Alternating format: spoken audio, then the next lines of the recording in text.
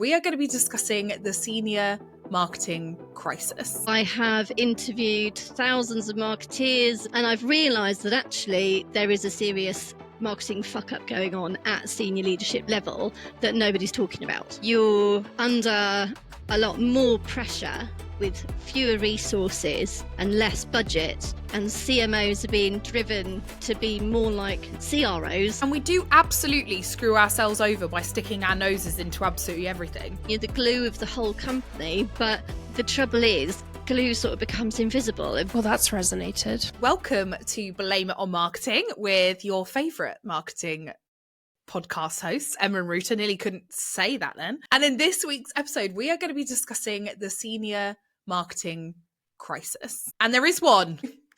We're dropping that bomb straight out the gate, and we're joined by the awesome Fiona, who we met at the Marketing Tech Conference, who we met, fell in love with, desperately wanted on the podcast, hounded her until she came on. So Fiona, please introduce yourself to everybody. Thank you so much. I bumped into you ladies at the Tech for Marketing conference and just loved it. The whole chalkboard with all the gripes and the terrors that marketeers are suffering right now to this day was just amazing. So thank you so much for having me on. My background, so I've got 20 years worth of B2B marketing recruitment experience. I have interviewed thousands of marketeers at varying levels within their career, and then most recently I've spent more time working with senior level leaders who are having a terrible time of it. So I've come on here to tell all. Before we dig into the topic of the senior marketeer crisis, tell us about your biggest career fuck up.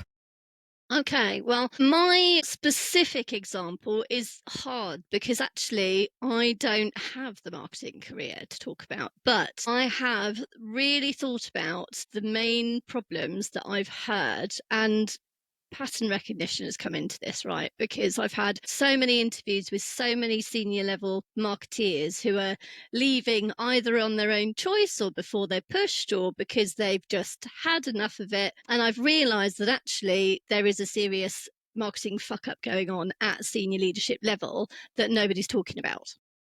We can tell all, but really the main reason that everybody talks about in interviews is lack of budget, no seat at the table, no strategy, sales and marketing not aligning, not enough budget, market product fit, right? The list of reasons or sort of blame can go on and on and on and on.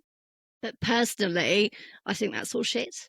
I think the problem is senior marketing leaders have not invested in their network or community. So I speak to people who are isolated, who have no perspective, who have no idea that actually the same situation and the same shit is going on in 10,000 other companies right now, and nobody's talking about it. And that's the fuck up. They're not building their network, and they're not leveraging and asking for help of their peers. Well, that's resonated. Yeah, apart from I think we've got better at it, but we can get into that a bit later. We can talk about how it is personally for Ruta and I, because if you don't know, Ruta and I are fractional CMOs in our day job and marketing vigilantes by night. So I love that. I love that's the fuck up, because I feel like that's answered question 2 and 3 already, Fiona. I love it. Or you've done it all in one hit. I love it. Yeah, we're done now. So let's go into that community network bit, because I feel like, so we see all the time that people on LinkedIn in particular are talking about more and more senior marketers quitting their roles. Like you say, Fiona, people are using a myriad of kind of, I guess, business excuses, should we say that, as the reason why they're exiting their roles. First of all, why don't you think people are being honest about that?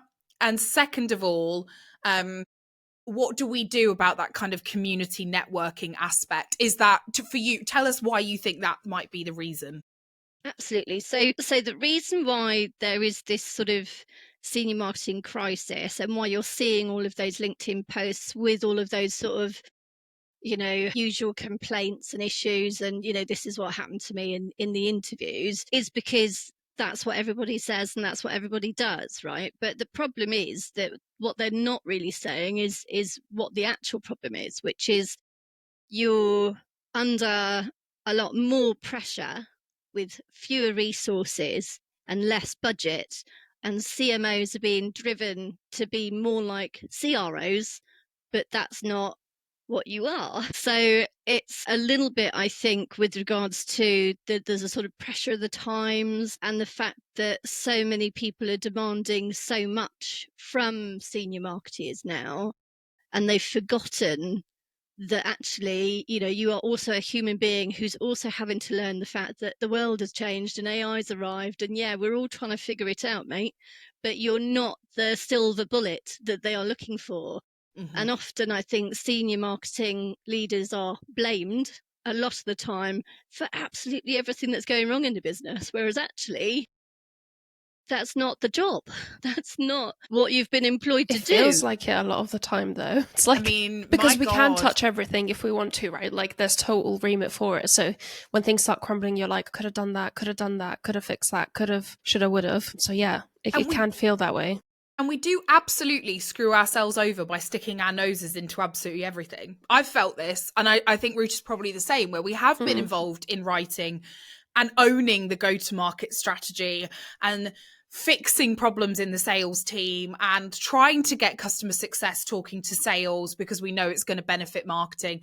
And that is really exhausting. But you also, if you're like us, and I'm sure a lot of CMOs are, you want to do your job well and you want things to be better and you want to fix shit. But the constant chasing after that is probably the bit that is the killer, right? Yeah, I think it's that issue of trying to be all things to all men, which marketing is. But on the flip side, I think that does leave you heavily exposed. And again, that's one of the issues and something we'll cover off later, because again, I've got some ideas on how to reduce that exposure drastically. But on the flip side, it does also create then this sort of story that we see, and that doesn't help you when you arrive, which is that sort of short tenure trap of, the shortest tenure in the C-suite, for example, is a CMO. I wonder why that is. You come in, you figure out where all the problems are, you talk truth to power, and then who gets shot down when they don't like what they hear? It's the CMO. I've never been there before. That sounds crazy. No one's what, no Fiona? one's ever, That's never happened. Ever sacked us because we told them how shit everything was. Well, bit of cleaning required, right, Emma? So Gold's great ready. reference. Yeah. But I think the other thing as well is that sort of AI overload. And I think that's not just in marketing. Unfortunately, that's right across the board. But again, because marketeers are always sort of at the forefront of stuff, you're kind of expected to figure it out and then help the rest of the company figure it out. And unfortunately, that's also creating a huge drag on, how you can perform and what you can do and how much you can do, but also the sort of expectations are completely unrealistic, because again, AI is sold as this sort of silver bullet of, marketing can fix everything. Now AI is here and you're like, oh my God, actually Also, it's 10,000 times worse. You don't need more people because you can just use more AI, guys. AI. And it's like, yeah. No, that's not, you still, I will say this. I know a lot of people are like very worried about this, but ultimately you put shit in, you get shit out, and you need good marketers to tell you what the shit looks like. So if you don't have the people, you can't tell the difference between something decent and something crap. You just can't.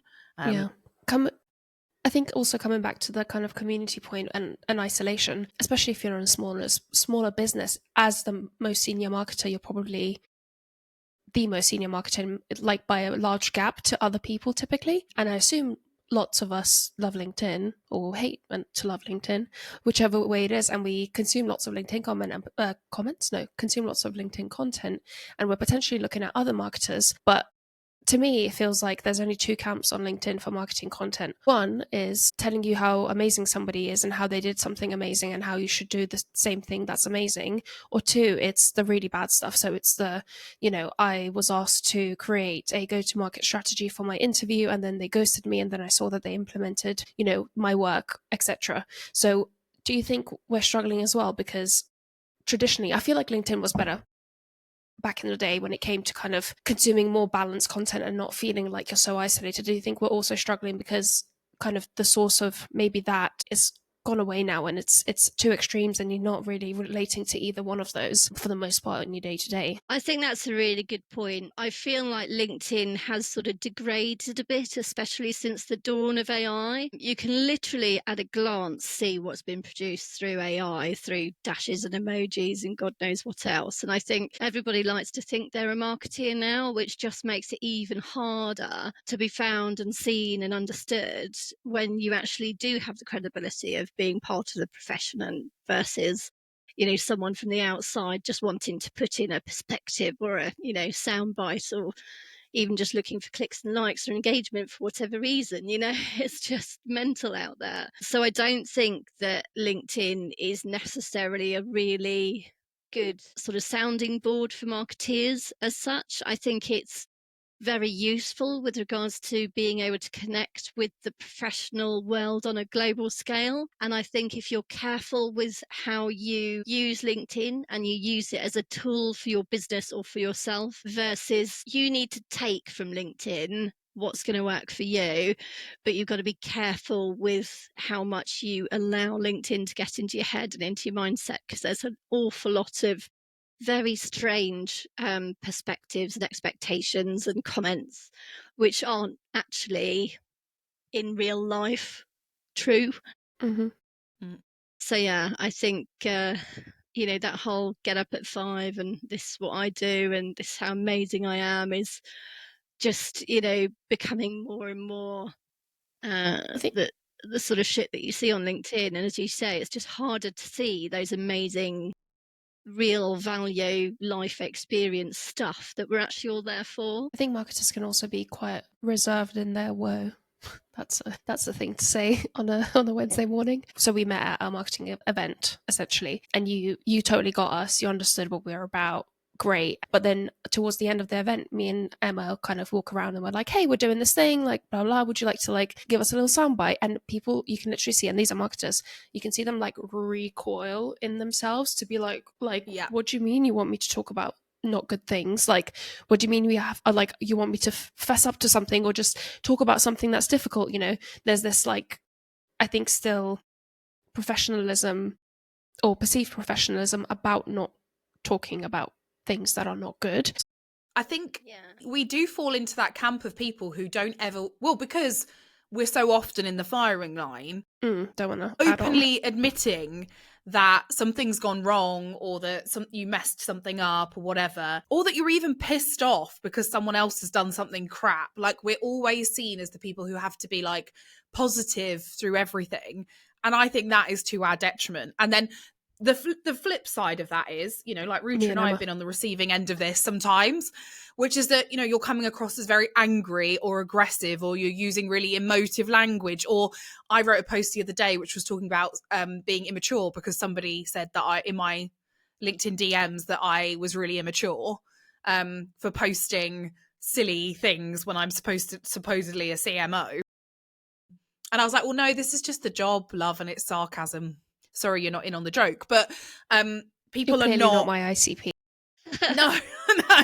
But I think that's it. Like, we have sort of done this to ourselves. And I also think we've isolated ourselves, back to your point, Fiona, which was about networks and communities, because we don't want to admit to other marketers things are going, and our peers. We're very frightened of saying to another marketer, because we're so worried about being like, oh my God, this job is really hard and I'm not enjoying it and it's shit.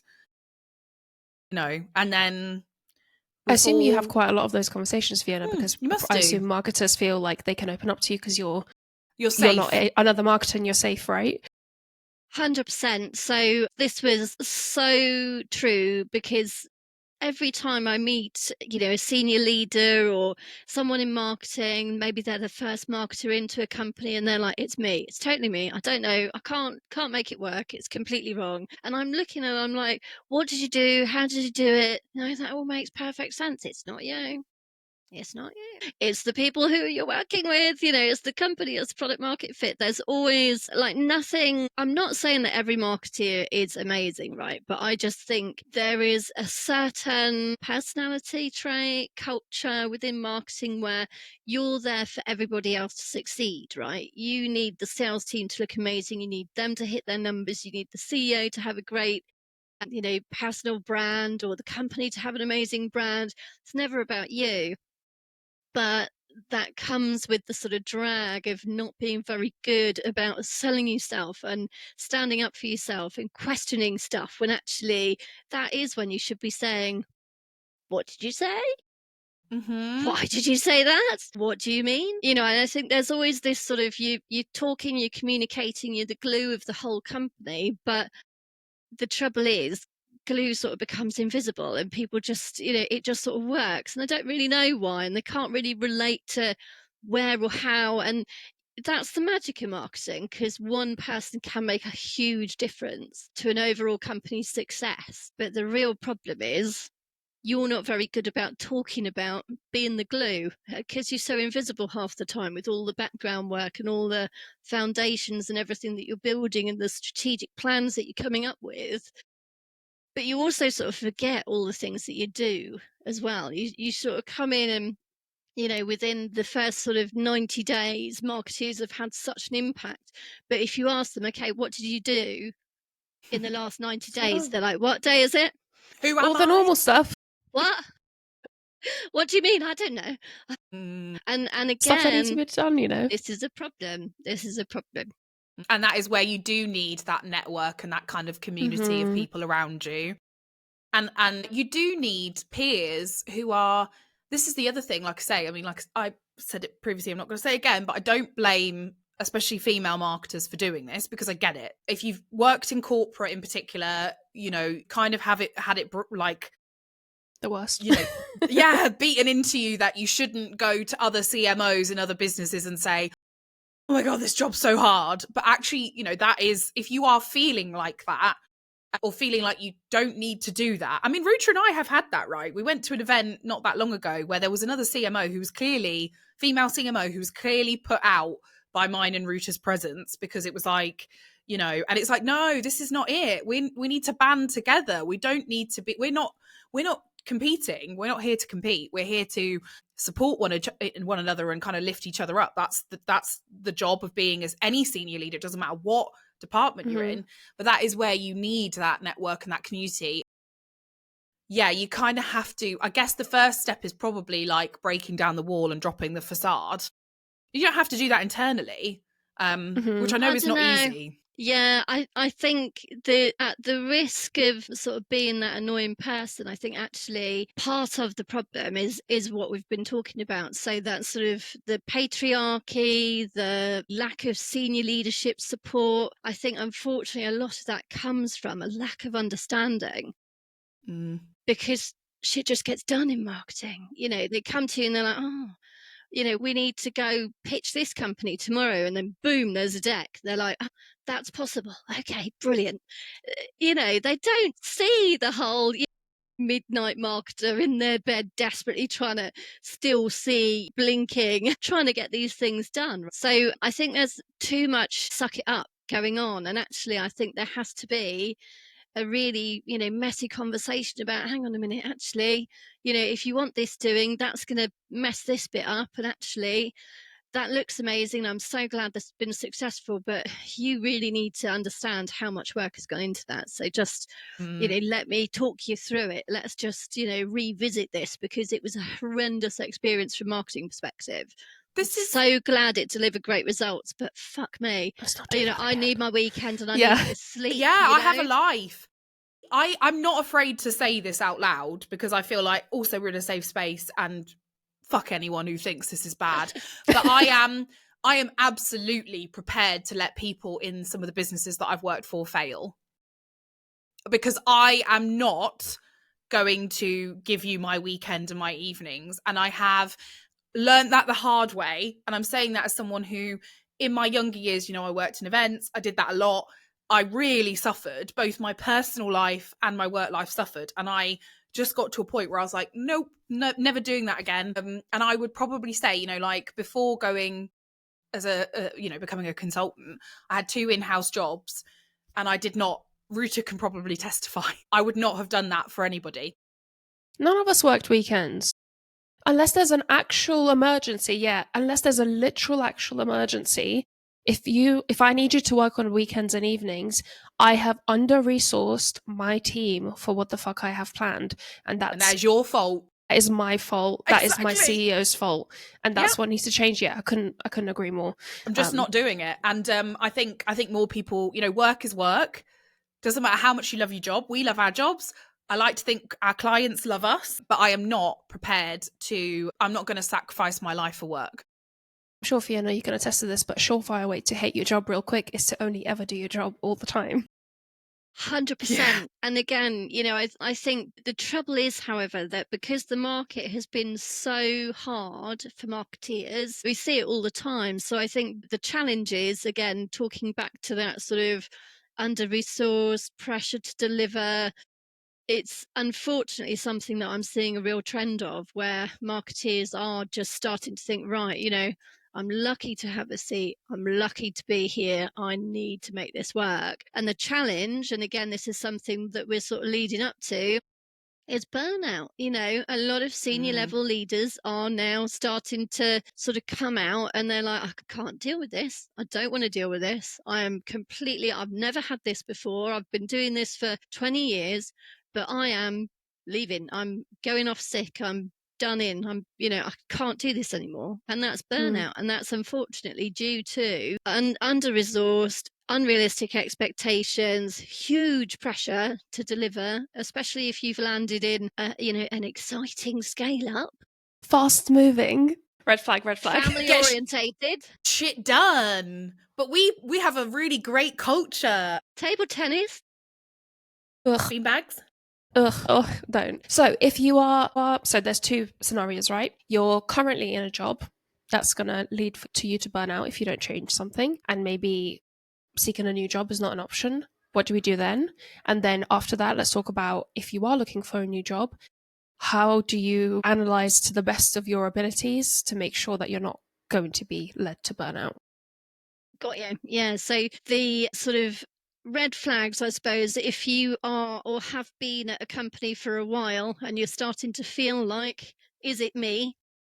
That's red flag number 1, right? As soon as you start questioning what you're doing and why you're doing it, it's probably a really good sign that there's something not quite right. So that's number 1. Number 2 is no seat at the table, whether it's you or your boss or the leadership team. But if marketing's not got a seat at the table, I would run if I were you. Mm-hmm. You know, I think the trouble is marketing, as I said, is the glue. And that doesn't necessarily mean that you need to lead every meeting, but it probably means that you should be in every meeting, right, in some form or other, especially when it talks about the direction of the company and the resources and the revenue and the sale.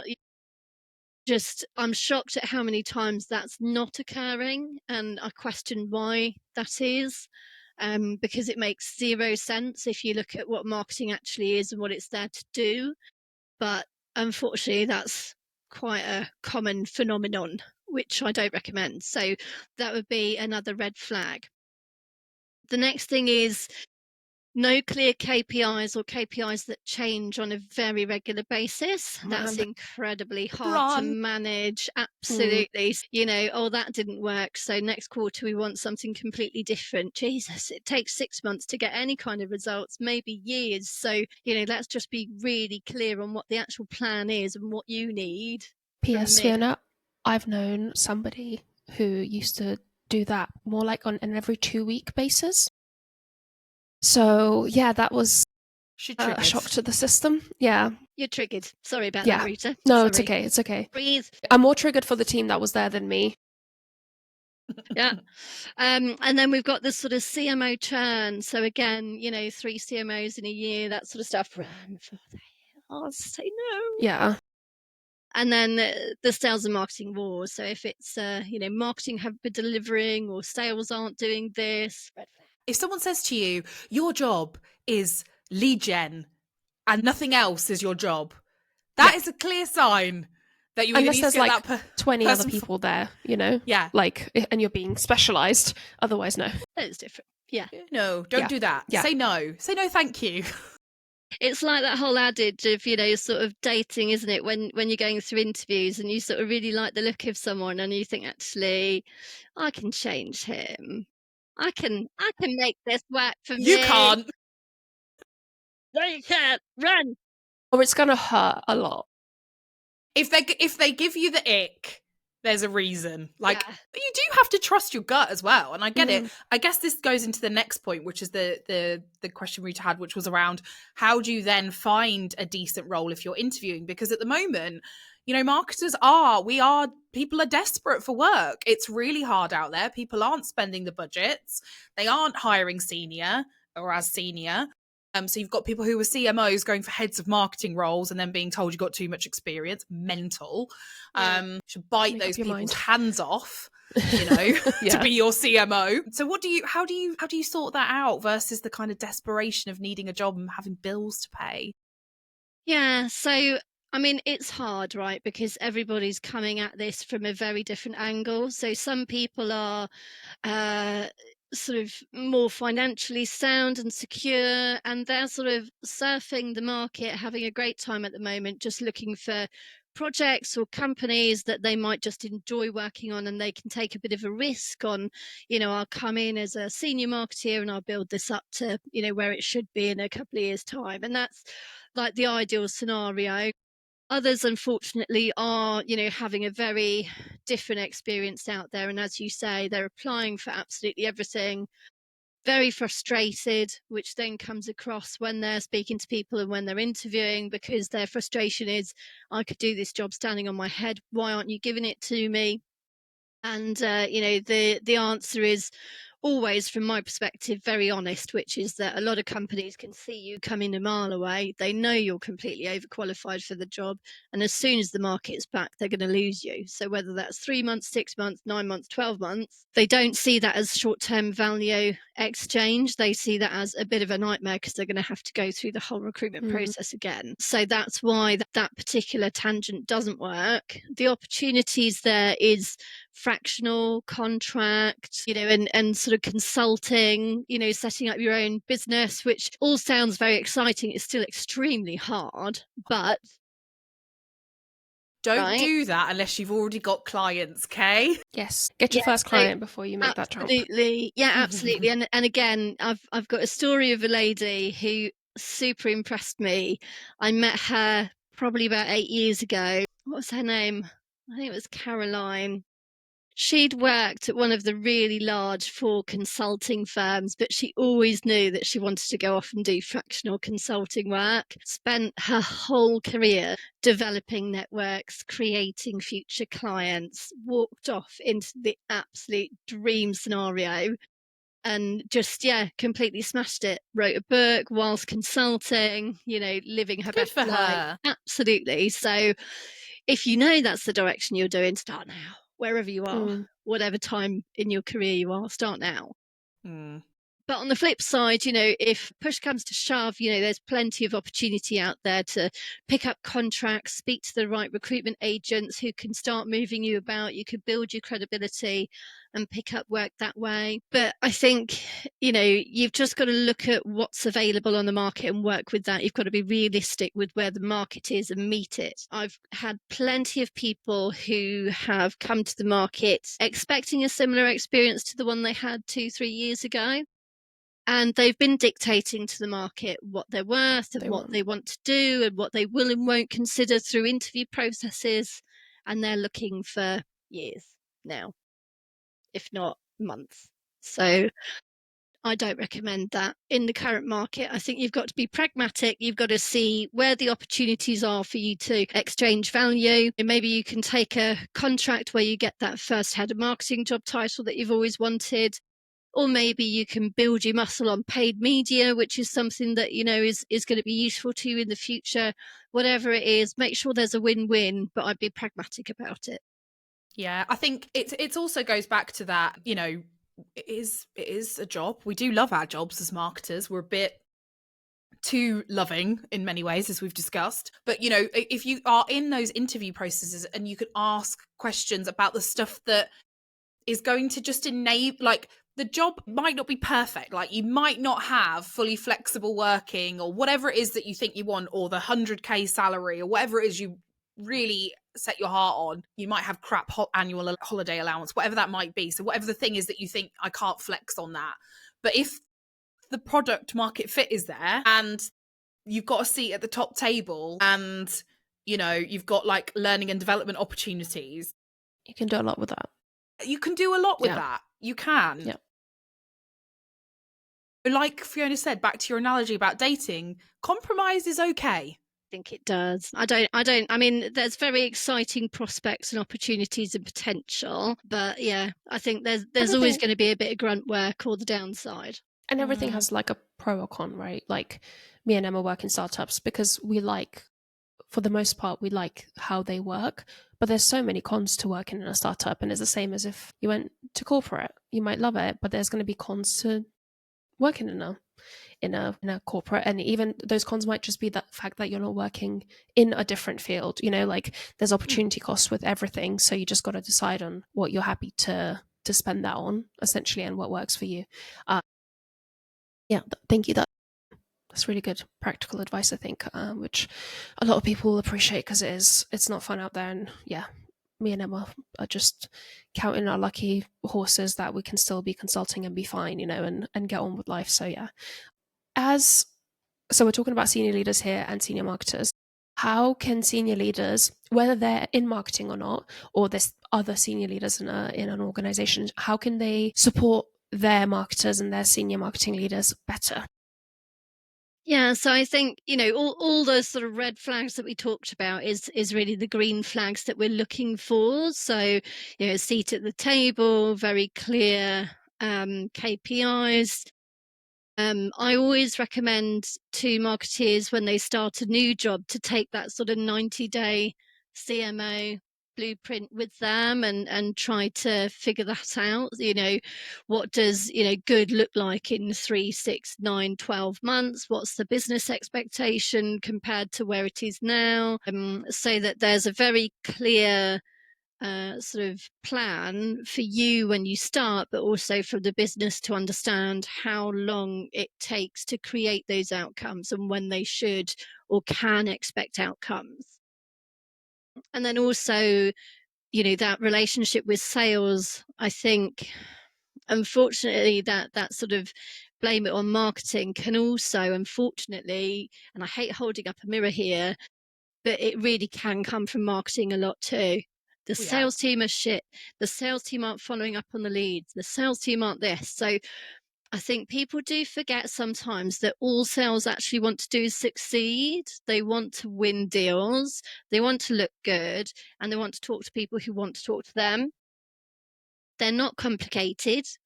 It is a really tough job. And actually, I think if you can come at it from that angle, you can create amazing relationships and partnerships. So again, that is something that I'd be looking for. Can you create that friendship, that relationship, that symbiotic, I'll scratch your back, you scratch mine, let's do this.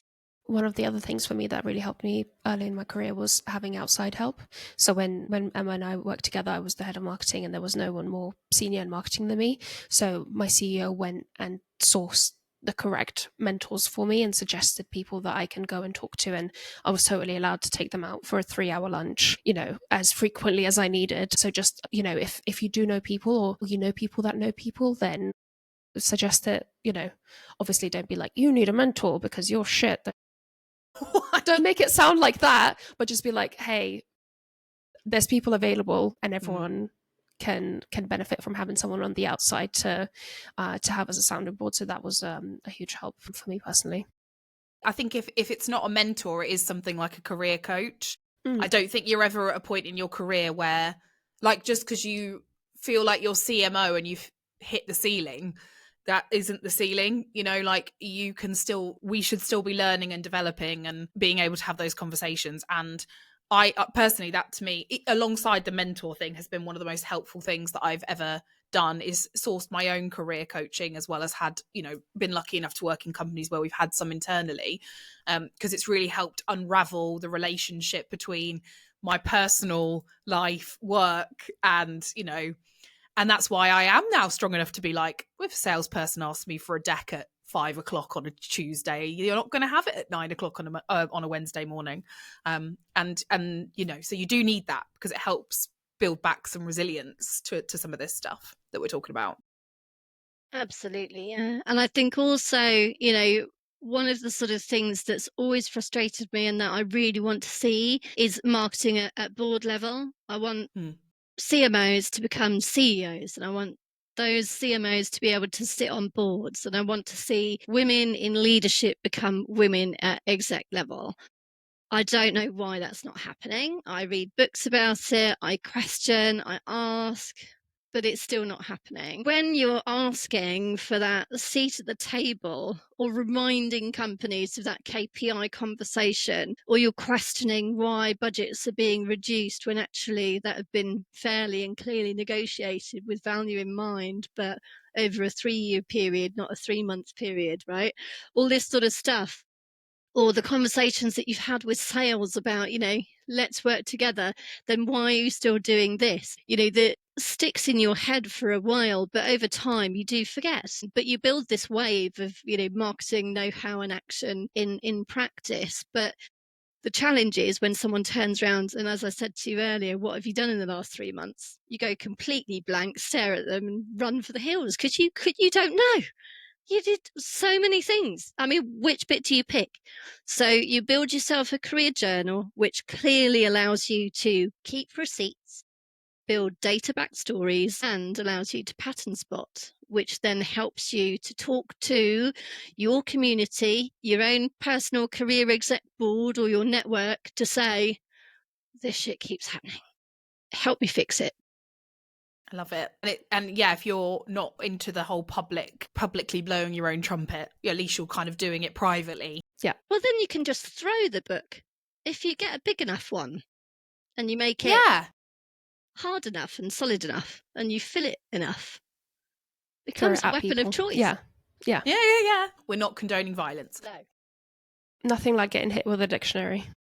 We're nearly on the way out. On your last day, you can do what you like, right? Do what you like. And just hand it to HR and be like, here, you don't need an exit interview. Here are all the problems. Fiona, it's been a pleasure. We're nearly at the end of our time. So before we wrap up, we love to talk about marketing gossip or just general gossip. Tends to be LinkedIn gossip these days.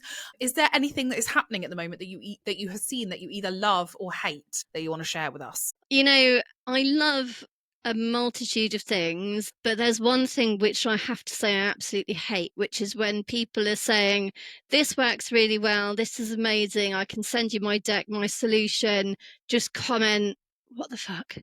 Kill me. And I'll send it to you. Every time I see something like that, I literally want to stab myself in the eye. It just kills me. So I absolutely hate that. Stop that.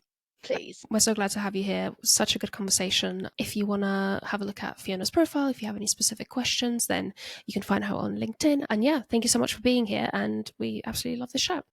It was a pleasure. I love you both so much.